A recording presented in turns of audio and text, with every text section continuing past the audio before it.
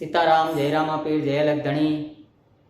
રામાપીરે જ્યારે સમાધિ લીધી ત્યારે રામાપીરે કહેલું હતું કે બ્રહ્મા, વિષ્ણુ કે મહેશ કોઈ પણ આવે તો મારી આ સમાધિને ખોદતા નહીં, તો હું પેઢીએ પેઢીએ અવતાર ધારણ કરીશ।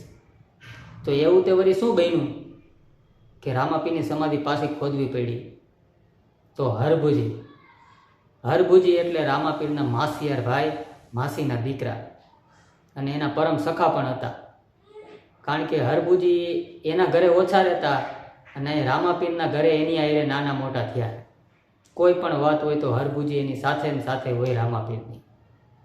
એટલે રામાપીર અને હરભુજી એક વખત સત્સંગ કરતા હોય, એમાં એક સત્સંગની વાત અધૂરી રહી જાય એટલે હરભુજી રામાપીરને કહે છે કે ભાઈ, તમે આ સત્સંગની જે આપણી વાત છે એને પૂરી કરો। એટલે રામાપીર હરભુજીને વચન આપે કે આપણી જે આ વાત છે એ વાત હું પૂરી કર્યા વગર, આપણો આ સત્સંગ પૂરો કર્યા વગર હું ક્યાંય જવાનો નથી, આ મારું તમને વચન છે।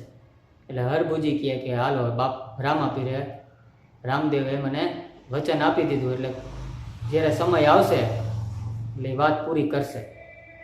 એવામાં હરભુજીને ક્યાંક 12 ગામ ગામતરું કરવા જવાનું થાય અને પાછળથી રામાપીર સમાધિ લઈ લે અને આ વાતની જાણ પછી હરભુજીને થાય છે। એટલે હરભુજી દોડતા ઘોડે સવાર થઈ અને અહીંયા પોકરણગઢના પાદરમાં આવે।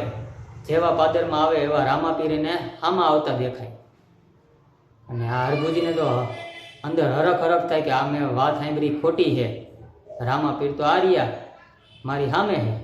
એવી રીતના રામાપીર અને હરભુજી બે એકબીજાને ભેટે છે અને પછી એની સત્સંગની જે વાત હતી, જે વચન આપેલું હતું હરભુજીને, એ વાત રામાપીર પૂર્ણ કરે છે। સત્સંગની જે વાત હતી પૂરી થઈ જાય પછી બે ભાઈઓ ઊભા થાય છે અને રામાપીર હરભુજીને કહે છે કે હવે તમે રાજમહેલમાં જાઓ, બધાને ખબર અંતર પૂછો। ત્યારે હરભુજી રામાપીરને કહે તમે નથી આવતા? ત્યારે રામાપીર કહે છે મારે થોડું કામ છે, એ કામ હું પૂરું કરી અને પછી આવું જ છું, તમે આગળ જઈને બધાને ખબર અંતર પૂછો। તો હરભુજી એની આજ્ઞા માનીને જેવા જવા ઘોડા ઉપર ચડવા જાય એવા રામાપીર એને કહે છે કે આલ્યો ભાઈ, આ 2-4 વસ્તુ છે, રતન કટોરો અને વિરમ ગેડીઓ, એ તમે રાજમહેલમાં આપી દેજો। તો હરભુજીને તેમ કાંઈ મનમાં નહોતું, કારણ કે એને હરખ જ એટલો હતો બધી આ વાત સાંભળી કે રામાપીરે સમાધિ લીધી, રામાપીર તો એને સામે હતા, એટલે એ વસ્તુ લઈને હરખમાં જાય છે। પણ અંદર જેવા શહેરમાં પ્રવેશ કરે છે એવા બધા એના મોઢા શોકમાં ડૂબેલા હોય છે, ઉદાસીમાં હોય છે, કારણ કે આ બાજુ રામાપીરે સમાધિ લઈ લીધી હતી અને હરભુજીને તો રામાપીરે દર્શન આપ્યા, આમાં હતા, હમણાં ભેટા હતા। તો હરભુજી વિચાર કરે છે, વિચાર કરતાં કરતાં જેવા રાજમહેલમાં જાય છે તો રાજમહેલમાં બધાના મોઢા, મુખ ઉપર બધાને ચિંતા, ઉદાસી અને શોક છવાયેલો હોય છે। એટલે હરભુજી પૂછે કેમ તમે આ બધા આવા મોઢા રાખ્યા છે, ઉદાસીમાં કેમ છો? ત્યારે બધા કહે છે કે રામાપીરે સમાધિ લીધી એટલે અમે બધા ઉદાસમાં છીએ ને તમે કેમ આટલા હરખમાં? ત્યારે હરભુજી કહે છે કે શું વાત કરો છો, તમે બધા ખોટા હો, આ વાત ખોટી છે।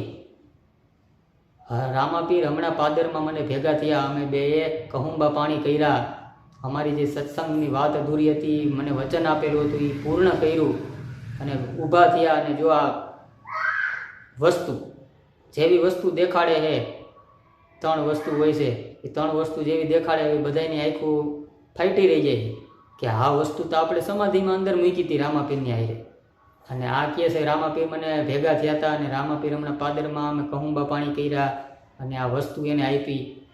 ત્યારે ત્યાંના સુબાઓ હતા અંદરો અંદર ચર્ચા કરે છે અને ચર્ચા કરીને જે સુબાઓ હતા એ કહે છે કે આપણે સમાધિ ખોદીને જોવું જોઈએ, કારણ કે આ વસ્તુ આપણે અંદર સમાધિમાં મૂકી હતી બધાને ખબર છે કે રામાપીર બહાર તો નથી નીકળી ગયા ને, એમ મનમાં શંકા કરી અને બધા ભેગા થઈને સમાધિ ખોદવા જાય છે।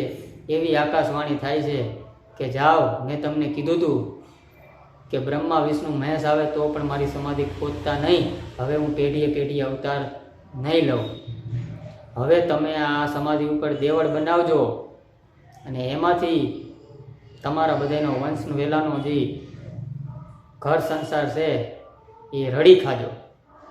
હવે હું પેઢીએ અવતાર નહીં લઉં.